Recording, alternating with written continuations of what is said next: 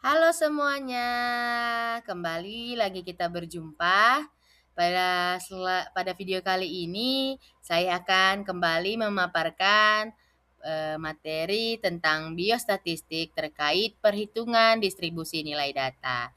Jadi, semoga teman-teman dapat memahami dan dapat menjadi pembelajaran dalam materi yang akan saya paparkan ini. Sebelum kita memulai, saya akan memperkenalkan diri saya. Perkenalkan, nama saya Grace Christina Harefa dengan nomor NIM 1020205010. Semoga teman-teman dapat memperhatikan dan dapat mempelajari. Jika ada kesalahan, mohon dapat dikoreksi. Jadi, kita akan memasuki slide berikutnya. Pada slide pertama ini, sebelum kita memasuki materi utama, tentu kita harus mengetahui latar belakang dari materi kita saat ini. Di mana telah kita ketahui, statistik itu telah berkembang sejak zaman kuno sebagai alat pencatatan administratif. Misalnya sensus penduduk di Mesir kuno, Romawi, dan Cina. Namun pada masa itu statistik belum menjadi ilmu, hanya sekadar pencatatan. Sehingga statistik berkembang menjadi dua cabang utama. Yang pertama, statistik deskriptif, di mana menyajikan data. Kedua, statistik inferensial, menarik kesimpulan dari sampel untuk populasi. Selanjutnya kita masuki pada slide berikutnya, yaitu membahas tentang distribusi sampel. Ini adalah materi utama, di mana kita ketahui ialah distribusi sampel adalah distribusi statistik berupa mean, standar deviasi, dan proporsi. Dari sampel yang diambil dari populasi, konsep ini penting karena peneliti jarang bisa mengumpulkan seluruh populasi. Distribusi sampel memungkinkan estimasi parameter populasi. Hal penting dalam distribusi sampel yang pertama, jenis statistik yang digunakan berupa mean, deviasi standar, dan proporsi. Kedua, sampel harus acak dan independen. Ketiga, ukuran sampel memengaruhi hasil. Keempat, karakteristik populasi menentukan distribusi sampel.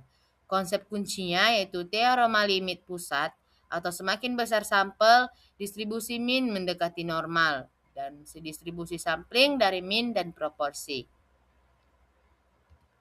Selanjutnya kita membahas tentang distribusi normal, di mana kita telah mengetahui distribusi normal atau Gauss adalah distribusi probabilitas kontinu yang berbentuk lonceng atau bell curve. Banyak fenomena alam, sosial, dan ekonomi mengikuti distribusi ini, berupa tinggi badan, nilai ujian, berat bayi, kesalahan eksperimen. Adapun ciri-ciri distribusi normal. Yang pertama, kurva simetris dengan suatu puncak di mean. Kedua, mean sama dengan median sama dengan modus.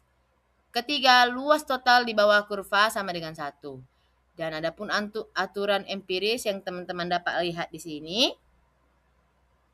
Dan juga adapun karakteristik pada berikut ini. Yang pertama, grafik selalu di atas sumbu X. Kedua, simetris terhadap mean. Ketiga, unimodal. Keempat, asimtotis, di mana ekor mendekati sumbu X. Dan terakhir dipengaruhi oleh dua parameter, mean dan standar deviasi. Adapun kelemahan distribusi normal yang teman-teman dapat lihat dan pelajari. Yang pertama, tidak semua data nyata berdistribusi normal. Kedua, sensitif terhadap outlier. Ketiga, meremehkan risiko ekstrim. Dan terakhir, ketergantungan berlebihan pada asumsi normalitas. Jadi, teman-teman dapat memperhatikan pada poin penting ini yang pada kelemahan distribusi normal. Sehingga teman-teman tidak hanya berfokus atau berpusat pada asumsi normalitas saja. Jadi, teman-teman juga harus memperhatikan mana kelemahan dan poin penting yang perlu dipelajari dan yang mana yang perlu dihindari. Selanjutnya, kita membahas tentang kurva normal dan luas daerah. Seperti kita ketahui ataupun teman-teman ketahui, kurva normal standar memiliki min sama dengan 0 dan Q sama dengan 1. Probabilitas mu atau Q, mohon maaf jika ada kesalahan. Probabilitas dihitung sebagai luas di bawah kurva antara dua titik. Karena integral fungsi distribusi normal sulit diselesaikan, digunakan transformasi ke rumus z-score. Teman-teman dapat melihat rumusnya di sini. Z-score memudahkan perhitungan probabilitas dengan tabel distribusi normal standar. Selanjutnya kita membahas tentang uji normalitas, di mana kita kembali membahas uji normalitas adalah prosedur untuk mengetahui apakah data berasal dari populasi berdistribusi normal. Ini sangat penting karena metode parametrik atau uji T, ANOVA, dan regresi mensyaratkan data normal. Hipotesisnya itu H0 sama dengan data berdistribusi normal, H1 data tidak berdistribusi normal. Adapun metode uji normalitas yang dapat teman-teman ikuti maupun teman-teman perhatikan. Pertama, uji Lilliefors, di mana membandingkan distribusi data dengan distribusi normal baku. Kedua, uji Kolmogorov atau Smirnov, yaitu tes Gatnes atau Offit, membandingkan distribusi kumulatif teoritis dengan distribusi kumulatif observasi. Ketiga, uji Anderson-Darling, di mana lebih sensitif terhadap penyimpangan di ekor distribusi. Keempat, uji Shapiro atau Wilk, chi-square, dan Lilliefors, di mana alternatif lain sesuai ukuran sampel dan jenis data. Dan adapun contoh hasil uji Lilliefors, yaitu jika L dihitung lebih kecil L tabel, maka H0 diterima atau data normal. Jika L hitung lebih besar dari L tabel, maka H0 ditolak, maka data tidak normal. Sehingga teman-teman, pada slide berikutnya ini kita akan memasuki soal latihan yang dimana dapat melatih pemahaman sejauh mana pemahaman teman-teman terkait materi yang telah saya berikan. Dan semoga soal latihan ini dapat mengasah dan membantu kita dalam lebih memahami. Dan pada soal latihan nanti kita akan memberikan kunci jawaban serta pembahasan agar dapat membantu memastikan dan mengkoreksi kembali jawaban jika salah maupun benar. Soal yang pertama membahas kasus distribusi normal. Di dalam sebuah penelitian, rata-rata berat badan bayi baru lahir adalah 3 kg dengan simpangan baku 0,5 kg. Jika data berdistribusi normal, berapa probabilitas bayi lahir dengan berat antara 2,5 kg hingga 3,5 kg? A. 34%, B. 50%, C. 68%, D. 95%, E. 99,7%. Kita akan membahas kunci jawaban serta pembahasan alasan mengapa jawaban terpilih.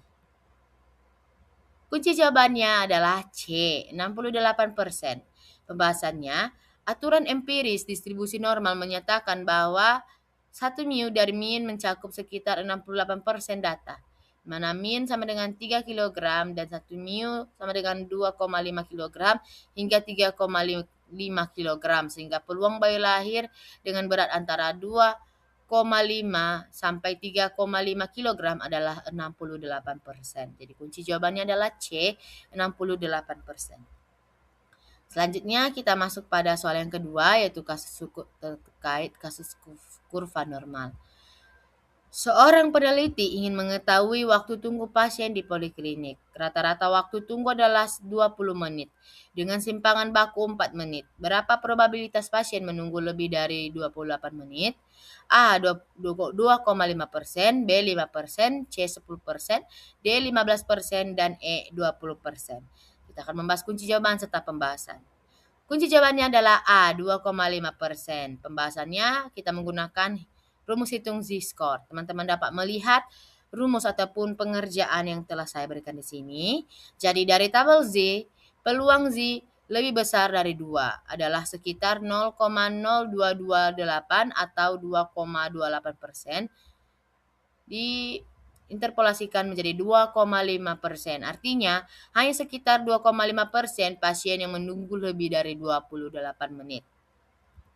Selanjutnya, kita memasuki pada soal yang ketiga, yaitu kasus uji normalitas, di mana seorang mahasiswa melakukan penelitian dengan data hasil belajar 30 responden. Setelah dilakukan uji Lilliefors, diperoleh L hitung sama dengan 0,045 dan L tabel sama dengan 0,161 pada taraf signifikan 5%. Apa kesimpulan yang tepat? A. Data tidak normal karena L hitung lebih kecil dari L tabel. B. Data normal karena L hitung lebih kecil dari L tabel. C. Data tidak normal karena L hitung lebih besar dari L tabel. D. Data normal karena L hitung lebih besar dari L tabel. E. Data tidak dapat diuji dengan Lilliefors. Jawaban dan pembahasannya. Kunci jawabannya adalah B. Data normal karena L hitung lebih kecil dari L tabel. Pembahasannya, kriteria uji Lilliefors. Jika L hitung lebih kecil dari L tabel, maka H0 diterima atau data normal.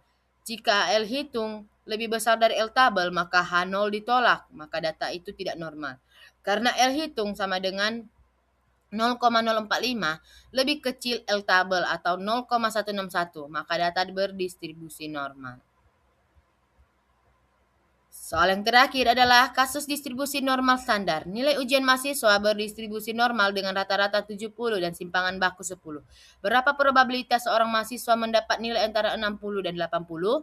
A. 34, B. 50%, C. 68%, D. 95%, E. 99,7%.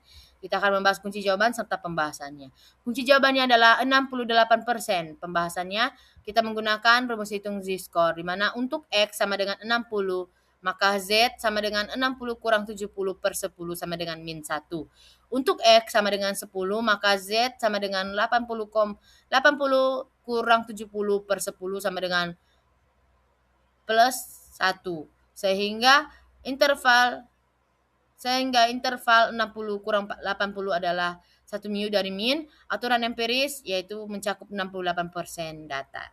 Sehingga tibalah kita pada kesimpulan materi pada saat ini yang telah kita bahas, yaitu materi ini menegaskan bahwa statistik, biostatistik, distribusi normal, dan uji normalitas merupakan komponen penting dalam analisis data ilmiah.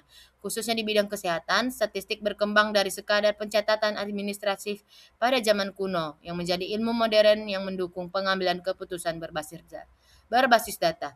Dengan cabang deskriptif untuk penyajian data dan inferensial untuk menarik kesimpulan dari sampel. Oleh karena itu, sebelum menggunakan metode parametrik, dilakukan uji normalitas untuk memastikan data berdistribusi normal. Uji normalitas dapat dilakukan dengan berbagai metode seperti Lilliefors, Kolmogorov, Smirnov, Shapiro-Wilk, dan Anderson-Darling, masing-masing dengan kelebihan dan keterbatasan. Keseluruhan materi ini menunjukkan bahwa pemahaman mendalam tentang distribusi normal dan uji normalitas sangat penting bagi mahasiswa untuk dapat menganalisis data secara akurat, kritis, dan relevan, sehingga hasil penelitian maupun praktik kesehatan dapat lebih valid dan dapat dipertanggungjawabkan. Sehingga tibalah kita pada penutupan video kita pada saat ini. Saya ucapkan terima kasih. Jika ada kesalahan dalam penulisan maupun tutur kata saya, mohon dimaafkan. Sehingga video ini dan pemaparan ini dapat bermanfaat bagi kita semua. Sampai jumpa.